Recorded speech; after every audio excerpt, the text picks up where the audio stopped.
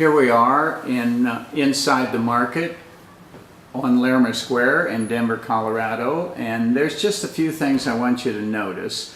You can still see the blue and white awnings through the windows from in here, and the light coming through the windows and the doorway was an important part of the painting.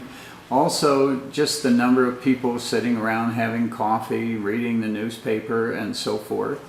And the hanging lights ended up in the painting, and these round tabletops, the wooden tabletops with the old coffee cups and so forth, that's in the painting. And then the old market wooden floor, and also just the clutter, all the stuff, the counters, the things that they have for sale, and all of that ended up making a really interesting composition where I didn't have to make too many changes for the painting to work. So now we'll go back in the studio and take a look at the painting. Here we are back in my studio, and we're going to look at one of my paintings that I did of the market. And this is a more advanced lesson, and by that I mean you should be painting for a while and you should have some understanding of things like colors, values, shapes, edges, borders, color temperature, and something I call artistic decisions, which I'll explain as we go along. Now, when I do a painting of a place like the market, I try to capture some of the things that are characteristic of the place, like the front entrance and the big windows and the blue and white awnings, and inside the overhead lamps and the round tables and the funny chairs, and mainly just the people that seem to be enjoying the place. So those are some of the things we're going to look for in the painting. Let's take a look.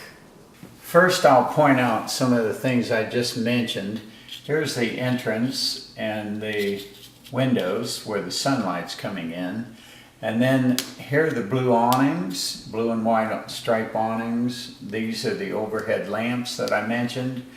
The round cafe tables, and these very strange chairs that I've never seen anywhere else, where the back is actually shaped like a heart. Those are very characteristic of the market in downtown Denver. And then what I consider the most important thing is the people that seem to be enjoying themselves while they're in the market. And one of the most important things in this painting is the sunlight. And so that's why I chose this particular view, because it means the figures, this one in particular, are backlit, because the sun is coming in behind him through the windows and the doorway. Now, in terms of color, the awnings up here, the stripe is cerulean blue, and the white stripe is just the white of the paper. And then the gray shadow shapes that are on the awnings is a mixture of cerulean blue and red. And then in the man's suit, the darkest colors in the painting, it's a combination of ultramarine blue and burnt umber. And I try not to stir my mixtures up too much, just like I mentioned on the video in color mixing, because I like to see little nuances of all the things that are in the mixture. The floor down here is raw sienna, and then the shadow shapes, the cast shadows on the floor, are just a darker version of raw sienna with a little bit of burnt sienna. The area under the tables over here, this dark shadow area, again is a combination of a dark brown and a dark blue. And some of these areas over here are burnt sienna and raw sienna and yellow ochre. There's a lot of different colors in all the clutter back here. And over here there's a mixture of gray, which is cobalt blue and yellow ochre. And then a lot of these colors in here are just right out of the tube, like different blues and yellows and reds. Now let's look at the painting in accordance with the values. The main figure here that's slightly off center, the gentleman carrying the food tray, his suit is the darkest value in the painting, and he's framed by the lightest value in the painting, which is the open doorway, but in this case it's mainly just white paper. So we have the darkest value against the lightest value right here, and that commands a lot of attention and sets this guy off as a little bit of a focal point. The same way with his white shirt. It's that white paper against the darkest value. And then down here on the floor, the whole floor was painted with raw sienna in a very light value, this light struck area. And then when that was dry, on top of it, I painted the cast shadows, which are burnt sienna and raw sienna mixed together. Just a darker value to put these shapes on here on top of the sunstruck area. The value under the tabletops over here is basically one shape, but the idea of that is to set these tabletops off so that they read correctly in the painting. Some of the values in the clutter up here, all these different things on the shelves, I kept the values very close together. In other words, there's no big jumps between light value and dark value. They're all light to middle values. And that makes even an area that's cluttered like this a little bit easier to read. And the same thing over here on this side. This area, the stand for these big containers here, was as dark as anything in the building, but I lightened the values a little bit so that they wouldn't command as much attention. In these areas like this, I try to keep the values anywhere between light values and middle values. No big value changes, nothing really dark in value. If you look over here, you can see how values create form in these objects, the coffee cups and glasses and papers that are on the tabletops. It just goes from white paper into a little bit darker value with a soft edge, and that creates forms. In a painting, you have to remember that everything in the light, like this man's shoulder or these areas of the floor that are light struck, everything in the light has to be lighter than everything in shadow. And everything in shadow has to be darker than everything in the light. In other words, a light area like his white shirt, if it's in shadow, it has to be darker than everything that's in the light, like his shoulder over here. It's very subtle in some of these areas, but that's just something to remember that helps you deal with light and shadow. Now we're going to talk about shapes in this painting. And if you can learn to see shapes in your painting and use that when you're painting, it really helps you move forward. So this area right here, this darker area under the tabletops, that should read as one shape. In other words, there shouldn't be much value changes in there. That will simplify this area and make it easier to read. And if you look at it, that dark area even includes this man's pants over here. But all that comes in as one shape. In the main character over here, his suit, even though it's a jacket and pants and shoes, that still reads as one shape. And that keeps it simple. Over here in this area that's all cluttered, a lot of the things are pulled together, like right here. That is really just one shape. You can't tell what all the little objects are, but it simplifies that area. Same thing over here. In this area, you can see how a bunch of this junk is just piled up and painted as one shape rather than each little individual object. If you learn to work with shapes, it cuts down the amount of details that you put into the painting, keeps some areas a little bit simpler, and makes the whole thing easier to read. Now let's look at the edges in this painting.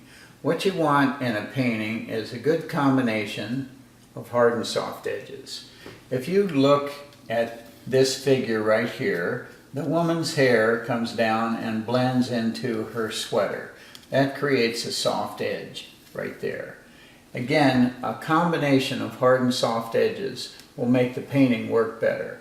The areas that you want to play up the most, like this gentleman right here, you use harder edges. There's a nice hard edge right around him because he's backlit. Areas that you want to play down a little bit, you use softer edges. The way I've done in the figures over here and the plants up here and all this clutter in the background. Some of these edges were allowed to bleed together while the paint was still wet, and that creates some soft edges. If you look over here, there's a number of soft edges in combination with some harder edges so that that area works correctly. If you look up here in the awnings, these stripes, the blue and white stripes, they're not completely solid. They're broken up a little bit. That gives a little bit more of an effect of the sunlight coming through there. If you look down here on the floor, the edges, it's a way of creating soft edges because it's what I call a broken edge, where it just kind of fractured along the edge here. There's more than one way to create a soft edge. One way is to break the edge up a little bit like this. The common way is to let the colors bleed together while they're both still damp. Now, another way to create soft edges is to put values next to each other that are close together. Like her dark sweater against this dark shape creates a little bit of a soft edge right there against these hard edges on the tabletops. So it's just a nice combination of hard and soft edges in that area. Over here, just because I played some of these values down a little bit, it softens some of these edges, and there's a few hard edges in there as well. Up here in this cooler, you can see where the white paper and this very light gray, because they're so close in value, that creates a soft edge. And then there's some soft edges over here on the side. If you look at the gentleman here, his shoes come down and soften right into the cast shadow. So the shadow of his shoes being backlit just blends right into the shadow that is the cast shadow. And I like to have a soft edge as it transitions from the object and then into the cast shadow. It just makes everything read better. Now let's look at the painting in terms of how I use the white paper. In watercolor, you're using white paper instead of white paint, so you have to plan ahead. If you look at the open door behind the gentleman, that's basically just white paper. There's a few little tiny shadow shapes to indicate some of the buildings across the street, but mainly it's just white paper. The same thing with the windows here and the front of this glass that's on this cooler. That's all white paper. The newspaper that this gentleman is reading over here is just white paper. The objects on the tabletops, coffee cups and glasses and paper, that's white paper, but I've used a little bit of color in it to give it some form. Now on the chairs, this shape back here on the back of the chairs, you can leave white paper on that, but it's pretty difficult to paint around something like that. So I either lifted it out to get it back to pretty much the white paper, and by doing that, I just use the tip of the brush and paint a water line on there and then blot it with a tissue and to lift out some of that color. And I use non-staining colors, so that works. But you can also just use a little bit of white watercolor paint, like zinc white, and just paint little things like that. Sometimes that's easier than trying to paint around something that's that complicated. Now let's see, where else have I used white paper? There's some up here in the clutter. you can see white paper, and it softens into a lighter value, just a little bit of a shadow shape. There's one other thing I want to mention about the effective use of white paper, and that's the awnings up here. The white stripes in the awnings are just white paper, but I put a little bit of a shadow shape in there to create the idea of the light coming through that. I didn't want it to be as bright white as like the windows down here or the open doorway. When you're working in watercolor, you have to plan ahead where the white is going to be in the painting, and plan on leaving just white paper for that. It's kind of like a chess game where you have to plan your moves ahead of time. Now we're going to talk about something that I call artistic decisions. Each artist, when they're doing a painting, is going to make certain decisions just that they decide on that changes some of the things they're looking at, but turns it into more of a work of art. An example of that is the placement of this figure. It's the main figure in the painting. It's a little bit off center, so it's not right in the middle like a target. But also this door frame right here kind of frames that figure and makes it even more important. Then you have the darkest dark against the lightest light. That also commands some attention. Another decision I made, and I often do this when I'm doing figures in a painting like this, there's no features on the faces of the figures. It's just their hair and the shape of their head and then the clothing. If I put eyes, nose, and mouth on each of these figures, it just becomes too cluttered in my opinion, and it's too much detail, and I don't need that. Particularly on these figures like over here, which are not the main part of the painting anyway. If I have the gesture right, like in this gentleman, if the gesture looks right and a little tilt to his head, then I deliberately leave out the eyes, nose, and the mouth, because I think that just makes the painting too cluttered. Another decision is the lighting. I chose to have backlighting. I could have painted this painting in the market from any other place inside the market, but I liked this because the light coming through here was backlighting and simplified some of these shapes, like the main character. There's so many things to think about when you're painting. In this case, I worked with colors, values, shapes, edges, white paper, borders, artistic decisions. These are all the things that I considered and thought about when I was working on this painting. I hope this video gives you things to think about that will improve your paintings. And until next time, this is artist Dennis Pendleton saying, keep on painting.